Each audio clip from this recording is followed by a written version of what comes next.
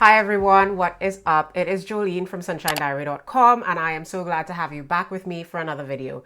Today, as promised in my last video where I launched my Let's Talk series, I am going to be talking about the power of compound interest. It is one of those things that I always kind of knew about on an intellectual level, but I never fully understood how important this was until my adulthood. And as soon as I realized how important this was, I said to myself, well, you know what?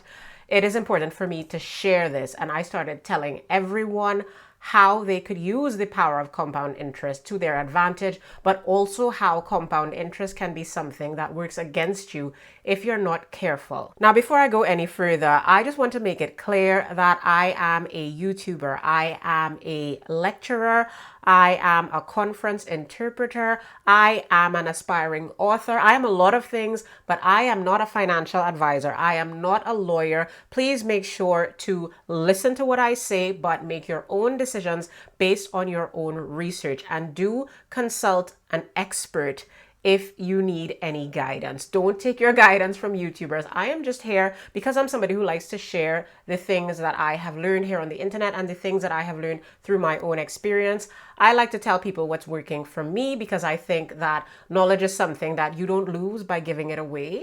But it doesn't mean that you need to base your life decisions on what I say. Please don't. So now that that's clear, let's talk a little bit about compound interest. If you have been out here for a little while trying to adult, if you have been pursuing financial freedom, you have probably already figured out that when it comes to financial freedom, saving money is not enough. It has never been enough. It is one of the basic concepts that hopefully we started learning about when we were really young, which is that we must save a little bit of everything that we earn. But unfortunately, if we want to really advance at all in life, we're going to need to do a little bit more than that. And that is where investing comes in. When it comes to building wealth, when it comes to financial freedom, when it comes to adulting the right way, there are really three factors that we need to consider, particularly where money is concerned. One of them is how much we earn. So we need to be making an effort to earn as much as we can. The next is how much we can save, or another way to look at it is how much of what you earn do you actually spend. But then the third factor is one that many people tend to forget, and that is how much is our money earning for us. We kind of learn a little bit about interest as the few extra dollars that you get at the end of the year from your savings account in the bank. And many of us don't look into it any deeper than that. And it is so much deeper than that. It's important to make sure that your money is growing more than just at the rate of your earnings and more than just at the rate of whatever measly little interest you get from your savings account. And this is for two reasons. Number one, you want to make sure that your money is outpacing the rate of inflation. You want to make sure that what you have in the bank is not constantly depreciating or stagnating in value, but that it actually genuinely is growing over time. And unfortunately, most interest rates at banks and savings accounts only just about match inflation, if that. So it's a losing game. Things are getting more expensive, but your savings are losing value. The second reason why it's important to make sure that you do your best to make your money grow is because if you don't do that, then you will spend the rest of your life trading your time for money. Or you will find yourself with a lump sum of money in retirement, or a set amount that's paid to you maybe by the government in retirement, and with no hope of ever having anything more than that. So of course, you've probably figured it out already based on what I have already said. But in order to capitalize on the power of compound interest, the thing that you need to do is to invest. It is to make your money make money. That is known as investing, usually. But before I go any further, I need to caution you. Please don't go out there now after this video and invest your whole life savings. Every time you invest, you need to make sure that you are investing an amount that you are willing to lose. Because unfortunately, investing always comes with a certain degree of risk, and your money may fluctuate. It's not that your money may fluctuate in value. Your money will definitely fluctuate in value. So I would suggest that you invest slowly and steadily, reasonable amounts over a long period of time. And to illustrate why that's so important and to illustrate what I mean by the power of compound interest, I'm going to paint a little picture for you. I'm going to give you a scenario with two people one who invests using the power of compound interest, and I'm going to call her Penny, and another one who is a little bit more rash and is more concerned about setting large amounts of money aside, but not about profiting from compound interest. And we're going to call that person John, for reasons. So in the scenario that I'm going to paint for you, Penny and John are trying to see who can make the most money in the period of 1 month. On the first day of the month, Penny is going to be given 1 penny, 1 cent, and John will be given $100,000. And for the rest of the month, every day, John gets another $100,000. But Penny gets her money doubled. So if she got 1 penny on the first of the month, on the second of the month, she has 2 pennies. On the third of the month, she has 4 pennies. On the fourth of the month, she has 8 pennies, and so on. So most people, when they first hear that scenario, they think, well, John is the clear winner here. He's the one who's going to have the most money by the time the month comes to an end. And to some degree, they're right. John's money grows very quickly for a while. Penny, on the other hand, is benefiting from compound interest. So her money doesn't grow at a fixed rate. It grows as a percentage of what she already has. So in her case, it's 100%. She gets double what she has every day of the month. And it's slow going. By the 10th of the month, John already has $1 million, and poor Penny only has $5.12. So it might be very discouraging. A lot of us will look at it like, look at Penny. It's been 10 days and she only has $5.12. Clearly, John is the smart one in this picture. If we go to the halfway point in the month, at the 15-day mark, John already has $1.5 million. Penny only has $163.84.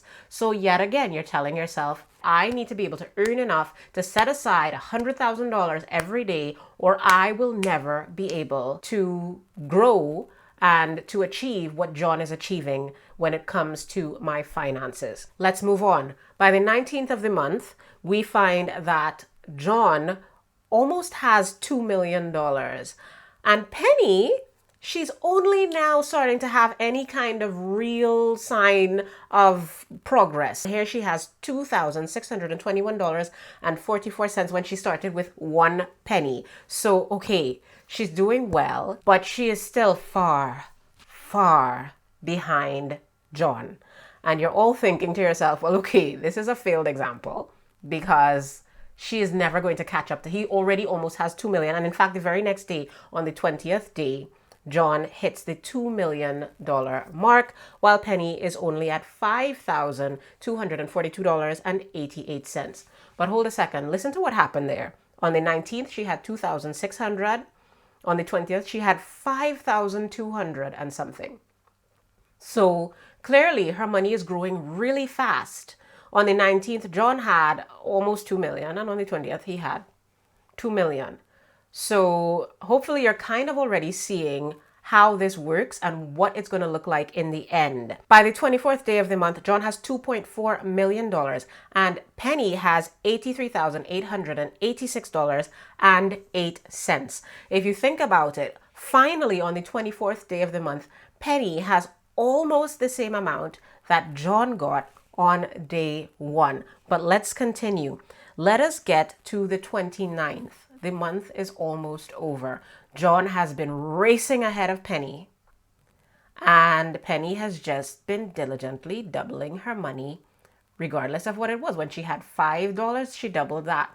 When she had 80-something thousand, she doubled that. So now on the 29th of the month, John is almost at 3 million. And if you've calculated, you already know that he is going to get to 3 million by the 30th of the month. On the 29th, John has $2.9 million, while Penny has $2,684,354.56. Almost 2.7 million. John has 2.9. She has essentially caught up to him when she started with only 1 penny and at the 15th of the month only had $163.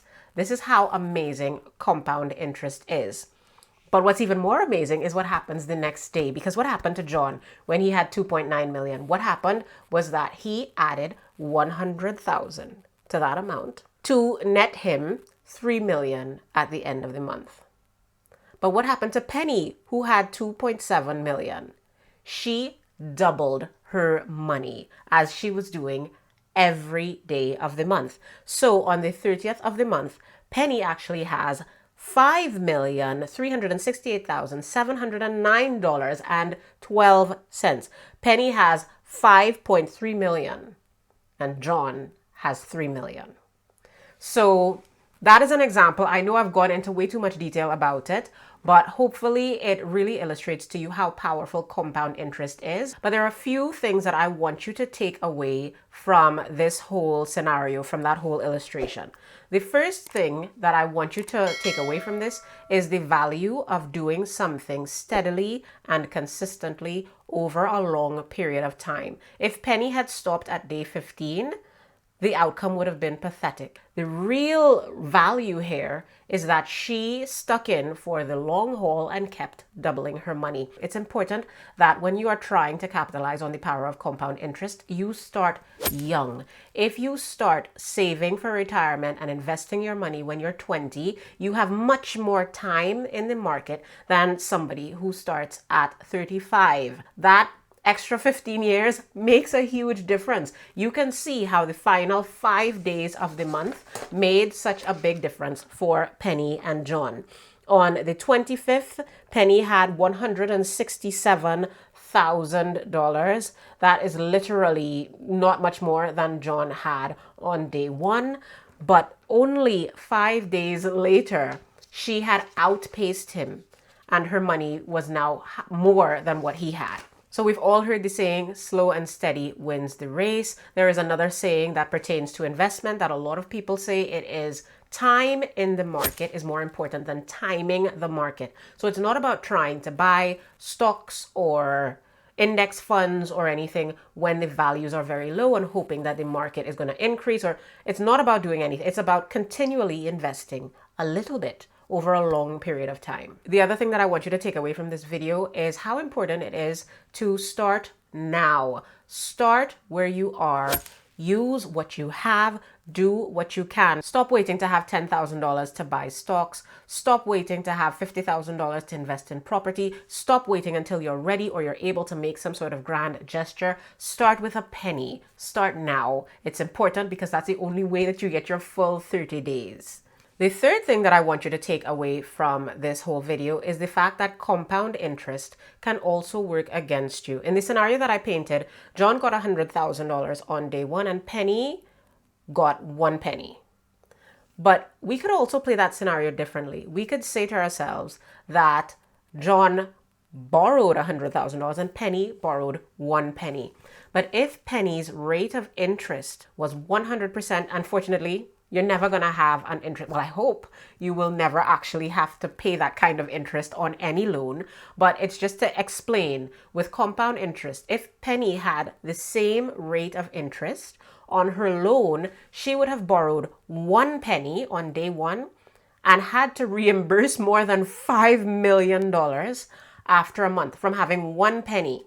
So it's very important that you understand that interest works both ways. You can both earn it through your investments, or you can be charged interest on some of your investments like your mortgage and so on, or on your credit card debt or any other kind of debt that you might have.